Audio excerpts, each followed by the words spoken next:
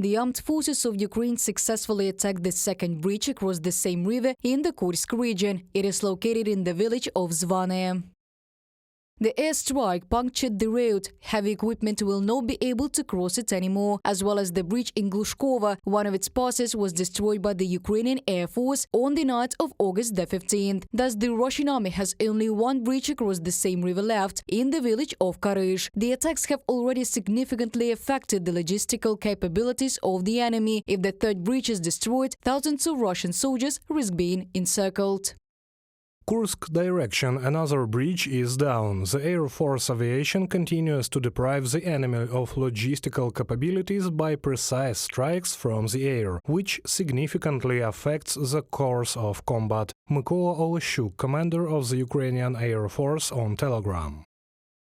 The operation is going exactly as we expected, said President of Ukraine Volodymyr Zelensky. According to him, the defense forces are consolidating in the controlled territories of the Kursk region. Хоробрість українців. The bravery of Ukrainians makes great things happen. We are now strengthening our positions. The bridgehead of our presence is becoming stronger. I want to thank every warrior who ensures this, all soldiers, sergeants and commanders. During the week from August the 12th to the 18th, the Ukrainian military deprived the Russian army of almost 1,500 units of equipment and weapons, the ground forces of the armed forces of Ukraine calculated. This is almost the highest figure during the period of a full-scale Russian invasion. As a trophy, Ukrainian paratroopers managed to capture near Kursk the newest Russian tank T-90M Prorыв. The Russians themselves abandoned the combat vehicle in a panic without a fight, having first tried to disable it. The paratroopers know now Prorыв will destroy its own creators. We called it a pie because it was such a sweet pie that we got for ourselves. We did our job, and then between the trees we saw such a piece of metal. We looked there, it was the equipment which wasn't started. In any case, we came across this pie, and the guys who know what to do with such large equipment got it, changed the batteries, finally started it a 10th time, left and said, "Come on, you cannot drive this junk. The turret doesn't turn. The levers had in place on the 5th try only." The Russian army suffers large-scale losses in manpower too. In less than 2 weeks of the operation in the Kursk region, the Ukrainian armed forces captured hundreds of Russians. Many of them are conscripts who, according to Russian dictator Putin, allegedly are not and will not be in the combat zone.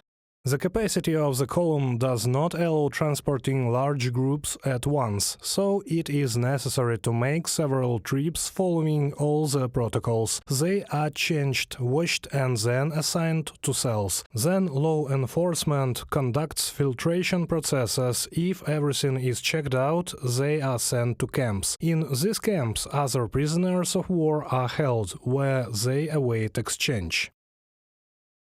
To counter the Ukrainian armed forces operation in the Kursk region, Russia is transferring troops to the region. Some are from the temporarily occupied territories of Ukraine.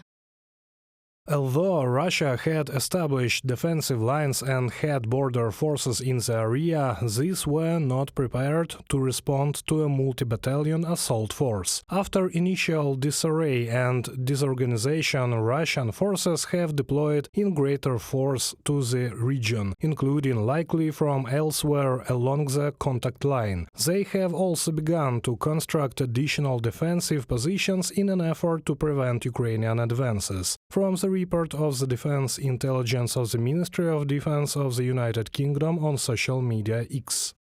The operation of Ukrainian forces in the Kursk region illustrates how a war of maneuver can become an effective means of fighting the Russian army, which is superior to the Ukrainian army in manpower and the amount of equipment. As noted by analysts of the American Institute for the Study of War, Russian troops captured 1,175 square kilometers of Ukrainian land in 6 months of 2024, and Ukrainian forces were able to advance approximately 800 square kilometers in 6 days. Reported by Diana Kolesnik, Valeria Nekipelova, UATV News.